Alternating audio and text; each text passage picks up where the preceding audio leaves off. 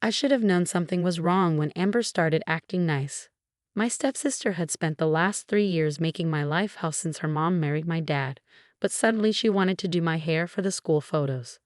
Come on, Olivia, she coaxed, wielding her expensive hair straightener. Let me help. Your hair's such a mess, and pictures are tomorrow.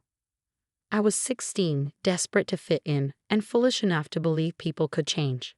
That's how I ended up sitting on a chair in her room, my back to her vanity mirror. You need to take off your shirt, Amber said casually. We don't want to get it dirty with hair products.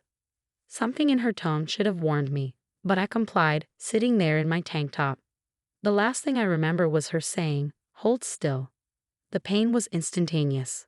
I felt the burning heat of the straightener press hard against my bare shoulder blade. I screamed and tried to jump up, but she held me down with surprising strength, dragging the scorching metal across my back in a deliberate line. This is for trying to steal my dad, she hissed, pressing harder. My screams brought our parents running. Amber dropped the straightener instantly, her face transforming into a mask of concern. Oh my God, I'm so sorry, she cried convincingly. She moved suddenly while I was doing her hair. I was sobbing, trying to reach the burning skin on my back. Through tear-blurred eyes, I saw my dad's confused face and my stepmom Lisa's calculated expression. It was an accident, Lisa said firmly, glaring at me. Right, Olivia?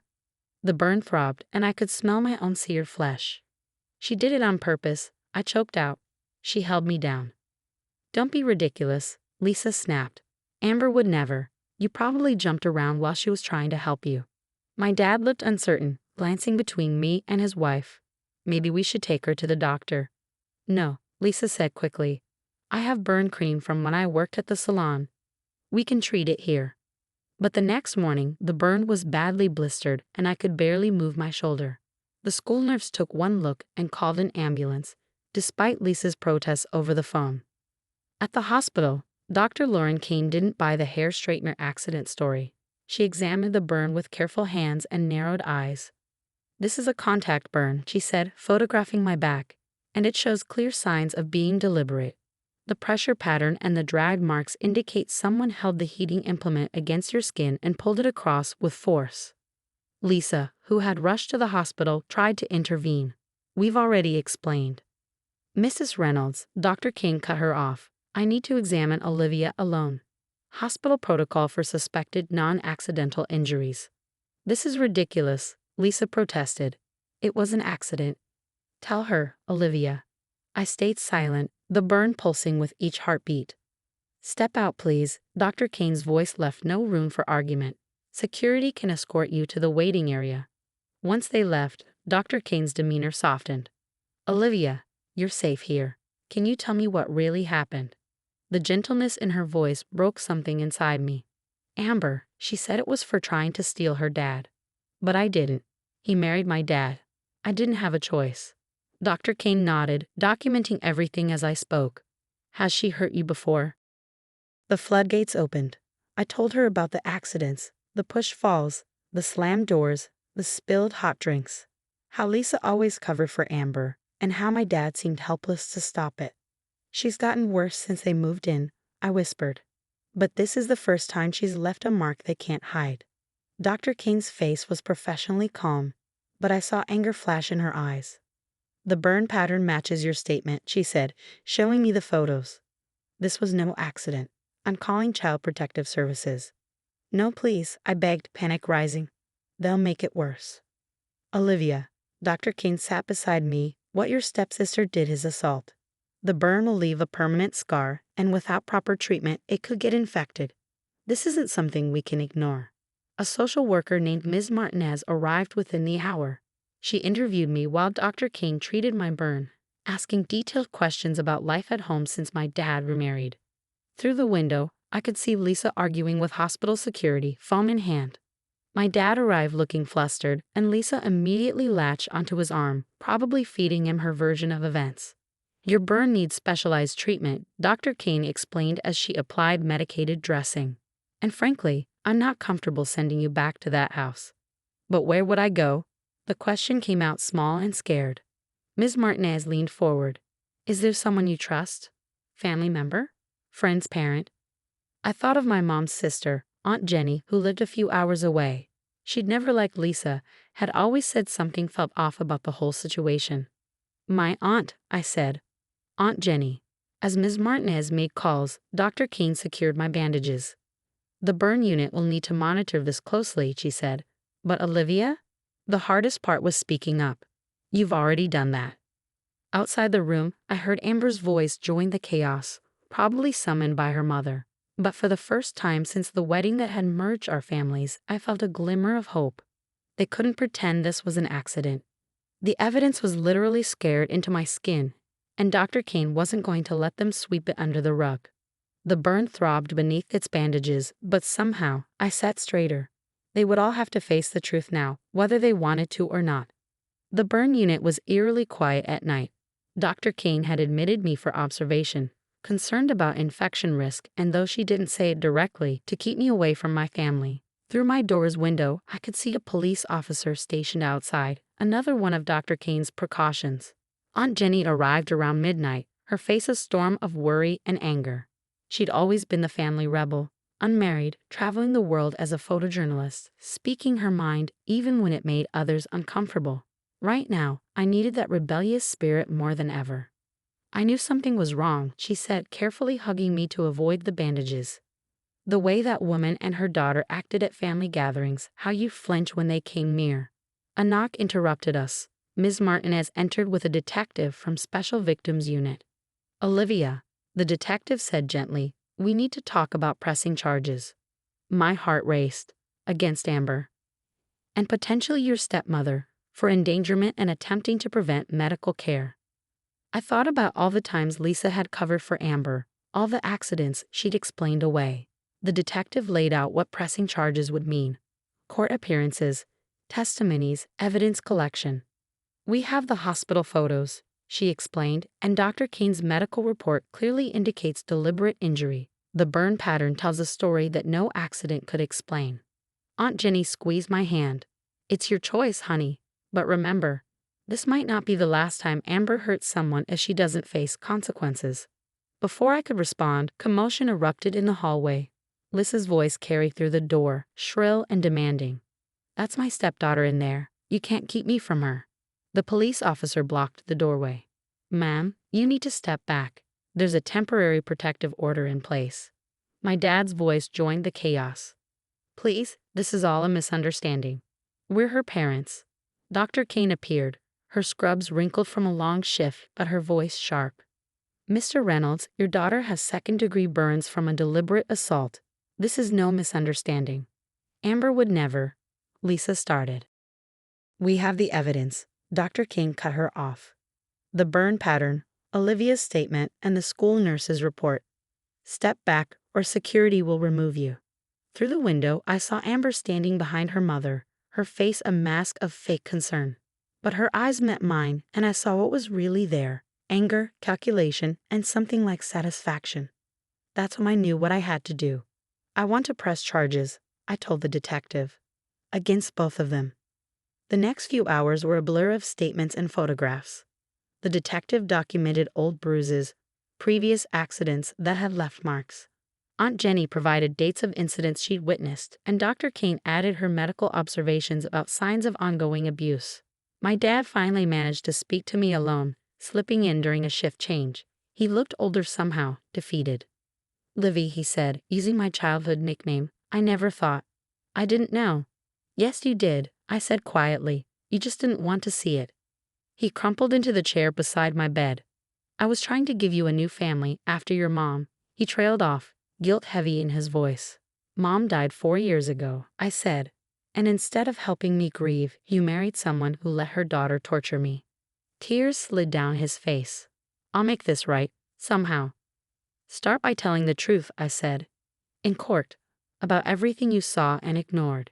He nodded slowly, and for the first time in years, I saw my real dad, the one who existed before grief and Lisa and misplaced loyalty twisted him into someone I barely recognized. Later that night, Aunt Jenny helped me move around the room, careful of my bandages. You'll come stay with me, she said. We'll convert my office into your bedroom. It has a great view of the city. What about school? I asked. There's a good one near me. Fresh start, no history, no Amber. The thought was both terrifying and liberating.